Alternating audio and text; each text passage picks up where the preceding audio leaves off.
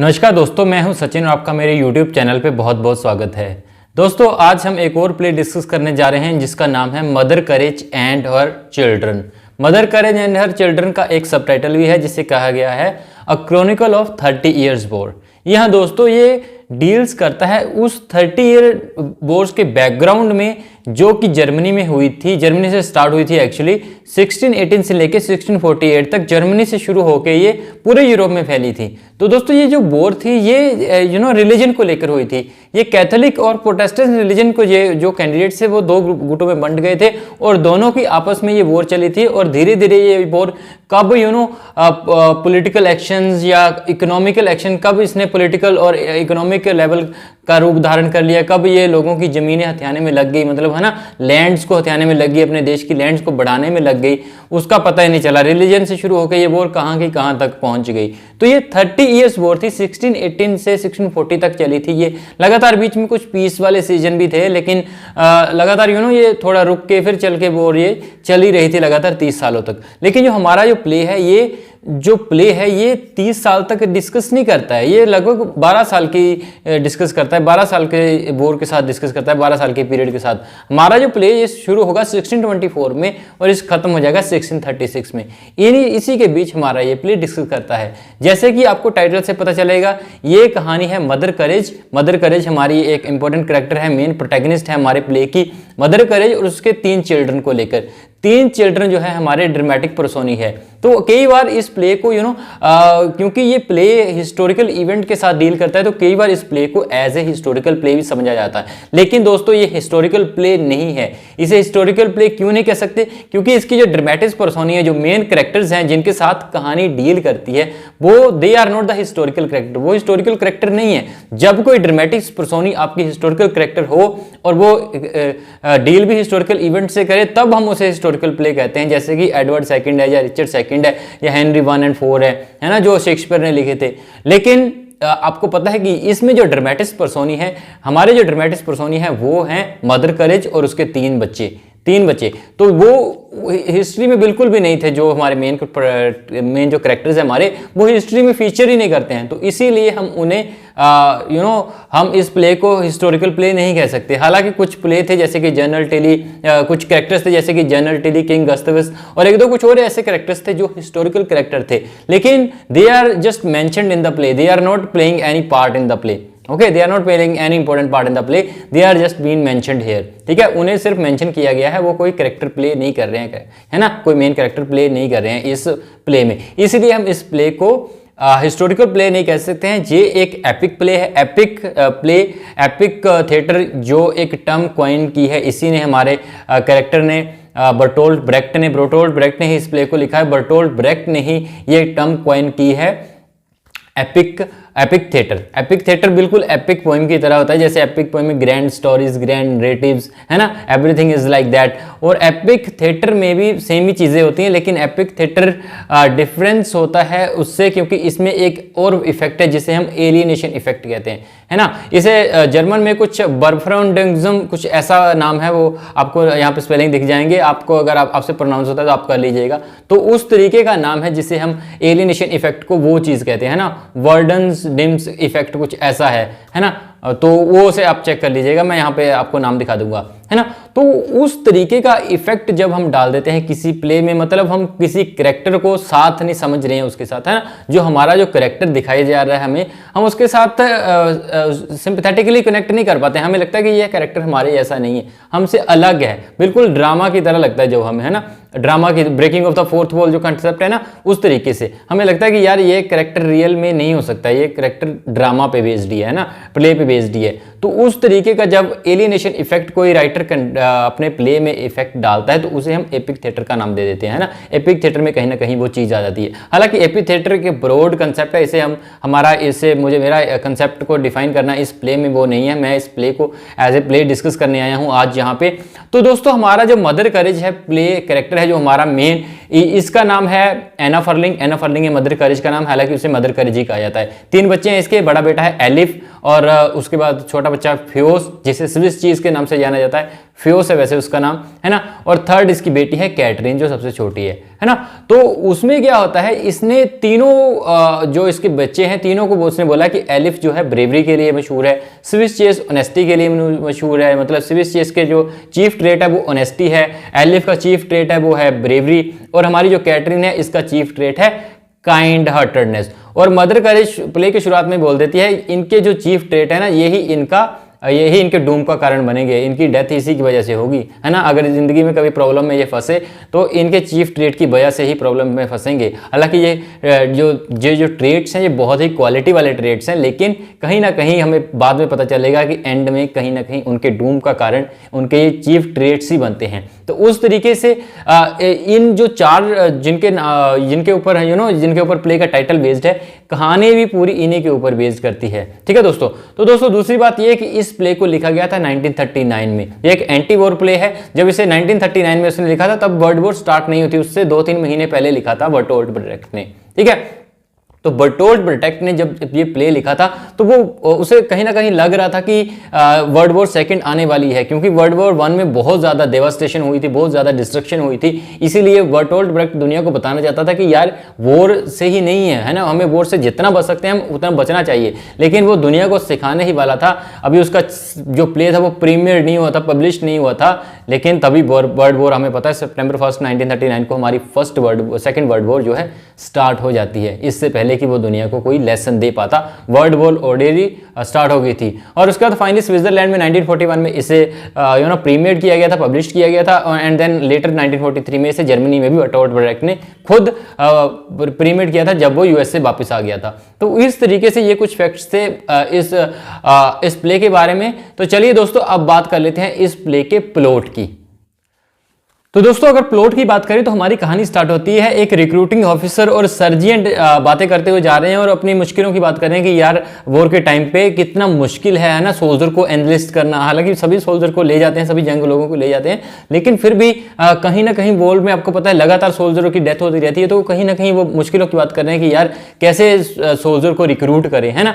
तभी उन्हें दिख जाती है मदर करेज जिसके 2 बच्चे उसकी कैंटीन वेगन को अपने ऊपर कंधों पर उठा के ले जा रहे हैं, क्योंकि उनके पास बैल नहीं है। तो उसके दोनों बच्चे एलिफ और स्विस चीज दोनों उस कैंटीन बेगन को उठा के लेके जा रहे हैं, सीट के लेते जा रहे हैं, और उसके ऊपर बैठी हुई है, कैंटीन बेगन के ऊपर बैठी हुई है मदर करेज और उसकी बेटी कैटरीन। तो वो उनके दोनों बेटों को देखते हैं और वो देखते हैं कि यार ये तो बड़े स्ट्रॉन्ग मैन है, इन्हें क्यों ना आर्मी में एनलिस्ट कर दिया जाए, है ना। स्वीडन आर्मी की बात कर रहे थे, वो स्वीडन आर्मी में एनलिस्ट करना चाहते थे उन्हें, है ना।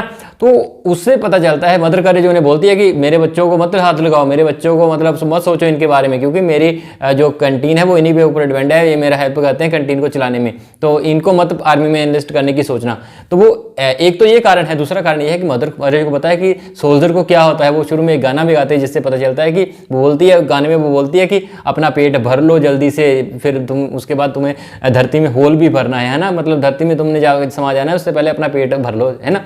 तो उस तरीके से वो क्योंकि वो कैंटीन जो है वो खाने पीने का सामान बेचती है और लिक्विड भी बेचती है कुछ सोल्जर्स को, तो इस तरीके से वो बोलती है कि अपना पेट पूट भर लो उससे पहले, है ना। तो उसे पता है, वो अपने बच्चों को आर्मी में इसलिए एनलिस्ट नहीं करना चाहती है कि उसे पता है कि आर्मी में जो सोल्जर जाते हैं उनका जो परिणाम होता है वो डेथ ही होता है ना। लेकिन उसे जो सर्जेंट है वो बोलता है कि तुम जिस तरीके से आर्मी से ही, वॉर से ही तुम पैसा कमा रही हो और तुम्हें उसे पे बैक करने के लिए तैयार रहना चाहिए, ऐसे मत सोचो तुम, है ना। तो जो हमारा सर्जेंट है वो कहीं ना कहीं कुछ बेल्ट वगैरह खरीदने लेता है, लगता है मदर करेज से, और दूसरी ओर एलिफ को जो रिक्रूटिंग ऑफिसर है कहीं ना कहीं अपनी बातों के जालों में फंसा लेता है और उसे तैयार कर देता है आर्मी में एनलिस्ट करने के लिए। और एलिफ अपनी माँ के अगेंस्ट, शब्दों के अगेंस्ट चला जाता है आर्मी में एनलिस्ट हो जाता है हमारा जो एलिफ है, बड़ा बेटा है उसका। और वो बहुत ब्रेवरी दिखाता है जाके एक पीजेंट आर्मी को, पेजेंट्स को, जो फर्दर आर्मीज के, जो सामने वाली आर्मीज के जो पीजेंट्स हैं उनको लूटता है, उनका मांस उठा के लाता है, और फिर उसका जो ब्रेवरी वाला एक्ट था उसे बहुत सहारा जाता है। मदर करेज से वो मिलता है, मदर करेज से बोलती है कि हाँ ठीक है, तुमने उससे खुश तो होती है, लेकिन उसे बोलती है कि ज़्यादा ब्रेवरी मत दिखाना, ये तुम्हारे उल्टा पड़ सकती है तुम्हारे लिए, है ना। तो वो उसकी बात को इतना ध्यान नहीं देता, बोलता है ठीक है।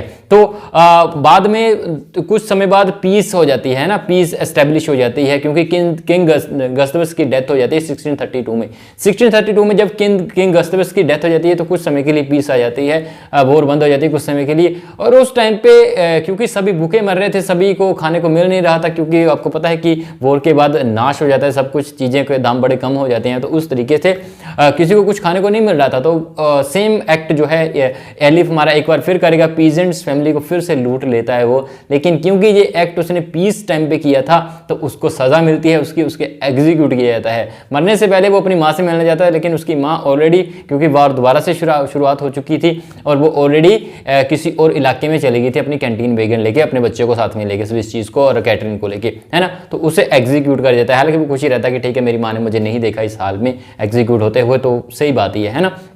तो दूसरी बात हमें पता चलती है कि जो स्विस चीज़ है वो भी आर्मी में एनलिस्ट हो जाता है। हालांकि मदर करेज नहीं चाहती है, लेकिन मदर करेज खुश भी है, क्योंकि वो एज ए सोल्जर एनलिस्ट नहीं हुआ, वो एज ए पे मास्टर एनलिस्ट हुआ है ना। मतलब कैश बॉक्स का, कैश का ध्यान रखेगा वो, उसके आर्मी के कैश वगैरह का। तो एक बार क्या होता है कि जब वो हार जाते हैं कहीं ना कहीं, मतलब कैश बॉक्स फाइट चली होती है और फिर वो कैश बॉक्स लेके आता है अपनी मदर करेज के कैंटीन वेगन में छुपा देता है कैश बॉक्स, जब उनकी प्रोटेस्टेंट आर्मी की हार हो जाती है किसी वॉर में। तो फिर वो क्या करता है, वो सोचता है कि अगर मैंने इसमें अपनी माँ के कैंटीन वेगन में छुपाया तो फिर कहीं ना कहीं मेरी माँ मुश्किल में आ सकती है। वो वहाँ से उठाता है, फिर उसे छुपा देता है रिवर के पास, नदी के पास। लेकिन जब वो नदी के पास छुपा के आ रहा होता है तब उसे कैथोलिक पकड़ लेते हैं ना, कैथोलिक्स उसे पकड़ लेते हैं और उससे डिमांड करते हैं कैश बॉक्स। तो बोलता है मैंने तो वो नदी में फेंक दिया है। फिर मदर करेज वो बोलता है कि ऐसे तो मैं छोड़ूंगा नहीं मैं, तो अगर जा तो मतलब मुझे उसे पैसा मिलता तब छोड़ सकता था वो, है ना। वहाँ का जो सर्जियंट था, जो ऑफिसर था वहाँ का, कैथोलिक्स ऑफिसर था जो, वो बोलता है ऐसे तो नहीं छोड़ूंगा, फिर तो तुम्हें एग्जीक्यूट कर दिया जाएगा क्योंकि तुम ट्रेचरी कर रहे हो कैथोलिक्स के साथ। तो फिर हमारी मदर करेज जो है अपनी कैंटीन वेगन बेच देना चाहती है, बोलती है अपने बच्चे को बचाने के लिए मैं बेच देती हूँ। तो वो वेटे पोटियर एक प्रोस्टिट्यूट है जो सोल्जर्स के साथ प्रोस्टिट्यूट्स का धंधा करती है।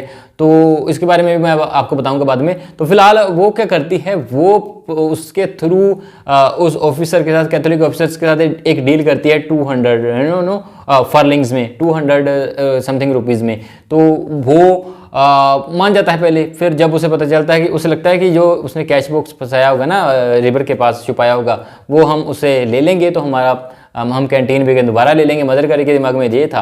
लेकिन जब वेटे पोटियर उसे बताती है कि स्विस चीज़ ने तो उसे फेंक दिया था नदी में, फिर वो बोलती है अब मैं 200 नहीं दूंगी, अब मैं 120 की दूंगी अपनी कैंटीन वेगन। लेकिन इसके लिए वो राज़ी नहीं होता है और उस टाइम पे एग्जीक्यूट कर दिया जाता है। जिस टाइम पे वो मन सोचती है कि मैं अभी बेच दूंगी, कोई बात नहीं, अपने बच्चे के लिए कैंटीन वेगन का क्या करना जब बच्चा ही नहीं रहेगा तो। लेकिन उस टाइम पे जब उसे पता चलता है कि स्विस चीज़ को एग्जीक्यूट कर दिया गया था ऑलरेडी ही, जब उसके पास डेड बॉडी के लेके आता है तो वो डेड बॉडी को पहचानने से मना कर देती है, क्योंकि अगर वो पहचान जाती तो कहीं ना कहीं उसका रिलेटिव्स होने के नाते उसको भी सजा मिल जाती, उसकी भी डेथ हो जाती है ना। तो उस में वो मना कर देती है। अब बात करते हैं वेटे पोटियर की। जो वेटे पोटियर एक प्रोस्टिट्यूट्स है और ये पहले बड़ी अच्छी अपनी ज़िंदगी जी रही होती है, लेकिन फिर इसे एक कुक से प्यार हो जाता है ना, एक कुक से प्यार हो जाता है और आर्मी का कुक ही था वो। फिर वो बाद में उसे धोखा दे देता है। हमें पता चलता है कि जिस कारण वो उसे ढूंढती रहती है, कुक को ढूंढती रहती है, लगातार ढूंढती रहती है, लेकिन फाइनली उसे जब उसके जान पे आ जाती है तो फिर वो प्रोस्टिट्यूट बन जाती है, अपना जिस्म बेचना शुरू कर देती है अपना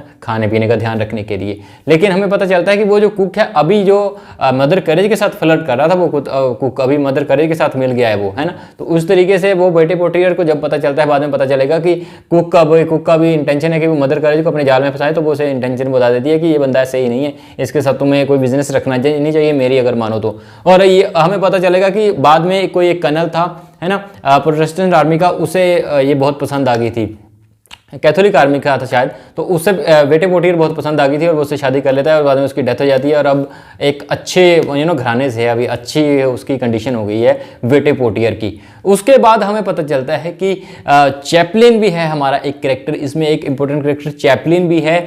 चैपलिन भी मदर करेज को कहीं ना कहीं पसंद करता है, मदर करेज से प्रपोज करता है मदर करेज को कि तुम मुझसे शादी कर लो। लेकिन मदर करेज को चैपलिन को ज़्यादा पसंद नहीं आता है, क्योंकि चैपलिन पहले वॉर को सहारता था कि ये रिलीजन पे और रही है, लेकिन जब वो वॉर कोई अपना और इंटेंशन ले लेती है, मतलब किसी और ही जगह पे पहुंच जाती है ना, इकोनॉमिक्स वैल्यू पे पहुंच जाती है जब वॉर की, तो फिर वो वॉर को कंडेम भी करता है, बोलता है तो वॉर सही नहीं है ना। और उसके बाद चैपलिन को इसके लिए भी पसंद नहीं आता है, क्योंकि एक बार क्या होता है कि चैपलिन कैथोलिक जब प्रोटेस्टेंट सोल्जर जो है घाव से भरे हुए थे और उसे कपड़े की ज़रूरत थी उन्हें उनके घाव छुपाने के लिए, है ना, घाव भरने के लिए, तो मदर करेज से वो कपड़ा मांगता है, लेकिन कपड़ा मदर करेज देने से मना कर देती है, बोलती नहीं मुझे ये इसको मैं बेच के पैसा कमाऊंगी, तुम फ्री में मांग रहे हो। तो वो उसे बोलता है कि तो उसे ये बात उसकी पसंद नहीं आती है, हालांकि उसकी बेटी कैटरीन को भी पसंद नहीं आती है ना। तो कहीं ना कहीं उस बात पे कंसेप्ट में इनके आपस में मतभेद हो जाती हैं। एक बार जब पीस का टाइम पे था तो वो बोलती है कि वॉर हो जानी चाहिए, मदर करेज बोलती है इसमें तो हमें भूखे मर रहे हैं, मतलब वॉर नहीं है तो मेरी तो चीज़ें बिकना बंद हो गई हैं, है ना। तो कहीं ना कहीं वो बोलती है कि वॉर दोबारा शुरू हो जाए तो अच्छी बात है, मेरी कैंटीन वेगन भी चल पड़ेगी और मेरा खाना पीना भी चल पड़ेगा। और वहाँ पे चैपलिन उसे इस बात पे उसे बोलता है कि you are the hyena of the battlefield, बोलता है तुम हाइना हो बैटल फील्ड की, है ना, तुम लगातार चाहती हो कि वॉर हट जाए।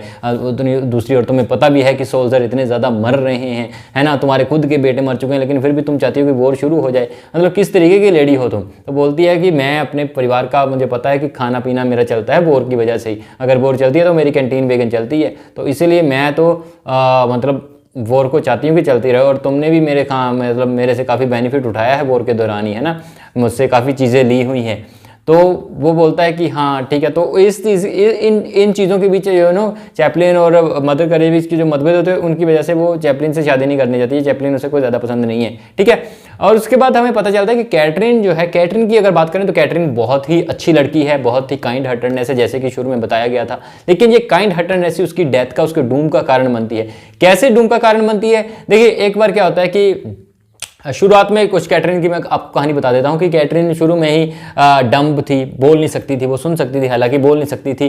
और कुछ लास्ट के सीन में हमें पता चलता है कि क्या होता है कि एक बार कैटरीन को कुछ सामान लेने के लिए भेजा हुआ था मार्केट में इसने, मदर करेज ने, और आते हुए एक सोल्जर, ड्रंकन सोल्जर उस पर अटैक कर देता है, उसको रेप करने की कोशिश करता है, उसे मोलेस्ट करने की कोशिश करता है। और उसके दौरान जब उस खुद को बचाती है तो उसके माथे पे एक चोट लग जाती है, एक स्कार बन जाता है। और फिर मदर करेज दुखी हो जाती है और वो चैपलिन से बात करते हुए बोलती है कि मदर करेज, हमारी जो कैटरीन है, इसका जो डम्बनेस है वो भी एक सोल्जर की वजह से ही थी। तो वो भी कहीं ना कहीं वॉर का ही कारण था, कि जो उसकी डम्बनेस थी वो भी वॉर का ही कारण था। अब उसके माथे पे एक धब्बा पड़ गया है, अब मुझे नहीं लगता कि उससे कोई शादी करेगा।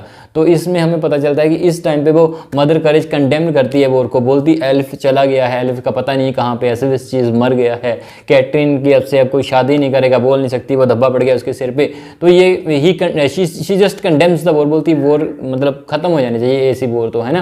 तो उसके बाद चैपलिन भी उससे सिंपैथेटिक होता है ना। तो कहीं ना कहीं हमें पता चलता है कि कैटरीन के साथ बुरा हुआ है, कहीं ना कहीं हम सिंपैथाइज करते हैं, उसके साथ हम एलियनेट्स नहीं होते हैं, लेकिन कैटरीन के साथ हम सिंपैथाइज करते हैं। तो फिर क्या होता है, एक बार कैथोलिक्स जो है अटैक करने वाले होते हैं किसी विलेज पे, प्रोटेस्टेंट विलेज पे। तो वहाँ पे कैटरीन जाती है, छत पर जा जाती है और ड्रम बजाना शुरू कर देती है, ताकि जो पीजेंट्स है वो उठ जाएं और वो बच जाएं। तो कैथोलिक सर्जेंट उसको बोलता है कि रुक जाओ, ऐसे मत करो, हम अटैक करने वाले हैं, लेकिन वो उसकी बात नहीं सुनती, वो लगातार शी जस्ट केप्ट ड्रमिंग। और उसके साथ वो थोड़ी देर वेट करता है और बाद में उसको गोलियां मार देता है और वहाँ पे उसकी डेथ हो जाती है ना।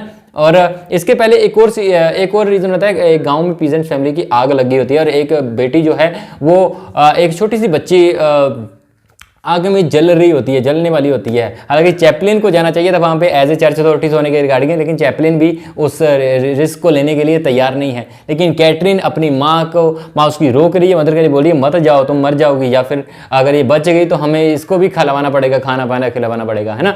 तो लेकिन कैटरीन उसकी बात नहीं सुनती है, वो भाग जाती है अपनी जान को खतरे में डालते हुए और उस बच्ची को बचा के ले जाती है। और उस बच्ची से इतना प्यार करने लगती है, वो इतनी मदर इंस्टिंक्ट्स फीलिंग आती है उसे बच्ची के लिए, उसे लगता है कि जैसे ये मेरी ही बच्ची है। और मदर करेज चैपलिन को ये भी बोलेगी कि जो कैटरीन है वो एक बहुत ही अच्छी माँ है, उसे बच्चे बहुत पसंद है, लेकिन अब क्योंकि उसकी ऐसी हालत हो गई है तो अब उससे कोई शादी नहीं करेगा।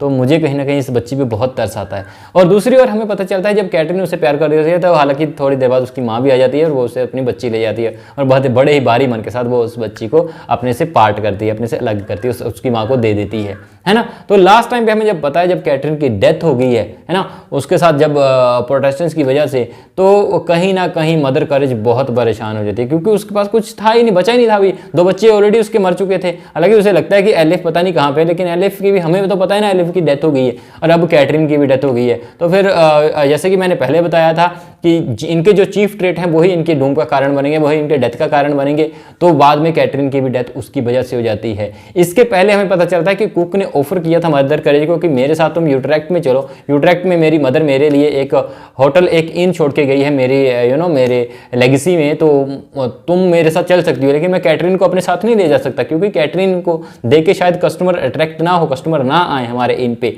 तो मदर करेज जब कैटरीन ये बातें सुनती है, तो कैटरीन हमें पता है काइंड हार्टेड है, वो चुपचाप वेगन से निकलना शुरू कर देती है। लेकिन मदर करेज उसका ऑफर एक्सेप्ट नहीं करती, बोलती मैं अपनी डम बच्ची को ऐसे छोड़ के नहीं जा सकती, किसके हाल पे छोड़ूंगी मैं। तो वो कुक का ऑफर रिजेक्ट कर देती है और बाद में वो कैटरीन को रोकती है, बोलती है तुम्हें जाने की कोई ज़रूरत नहीं, मैं तुम्हें छोड़ के कहीं नहीं जा रही, हम इस वेगन को साथ में चलाएंगे और अपना एक दूसरे का ख्याल रखेंगे, है ना।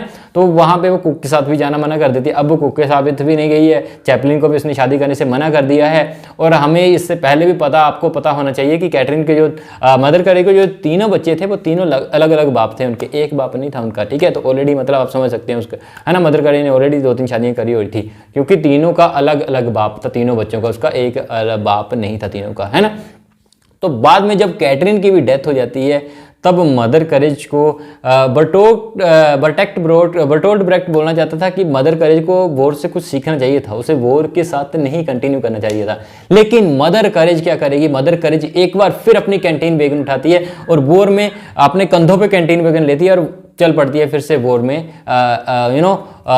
अपना बिजनेस करने के लिए। लेकिन बर्टोल्ट ब्रेक्ट उस चीज़ को क्रिटिसाइज करता है, बोलता है कि मदर करेज ने इस वॉर से कुछ नहीं सीखा। एक्चुअली मदर करेज नहीं, हमने भी कुछ नहीं सीखा, और कुछ लोगों ने, काफ़ी लोगों ने कुछ नहीं सीखा। आज तक हमें पता है कि आज तक आपको पता होगा कि वॉर्स कंटिन्यू हैं, है ना। कुछ जगह पे साइकेट्रिस्ट बोर्ड है, कुछ जगह पे वैस फिजिकली बोर्ड है, तो वॉर लगातार चली हुई है आज तक भी। तो मदर करेज नहीं, हमने भी कुछ नहीं सीखा और लोगों ने भी कुछ नहीं सीखा था, क्योंकि कुछ ही महीने बाद तो पहले के कुछ लिखने के बाद कुछ ही महीनों के बाद तो और सेकेंड वर्ल्ड वॉर शुरू हो गई थी। तो ऐसा हम मदर करेज को अकेले ब्लेम नहीं कर सकते, ये ह्यूमन नेचर है, ह्यूमन नेचर ही ऐसा है। लगातार मदर करेज फिर वही बिजनेस शुरू कर देती है जो कि उसको वॉर के कंटिन्यू पर ही डिपेंड करता है, और यहीं पे हमारा ये प्ले खत्म हो जाता है। तो दोस्तों, आपको ये वीडियो कैसी लगी, ये प्ले कैसा लगा, इसकी कहानी कैसी लगी, कमेंट सेक्शन करके भी जरूर बताइएगा। वीडियो अच्छी लगी है तो लाइक और शेयर कर दीजिए और चैनल को सब्सक्राइब कर दीजिए, क्योंकि इस तरह की इंग्लिश लिटरेचर से रिलेटेड वीडियो, HPU से रिलेटेड अपडेट्स और जॉब अपडेट्स आपको हमारे चैनल पर लगातार मिलती रहती हैं। वीडियो देखने के लिए बहुत बहुत धन्यवाद। आपका समय शुभ रहे। जय हिंद, जय भारत।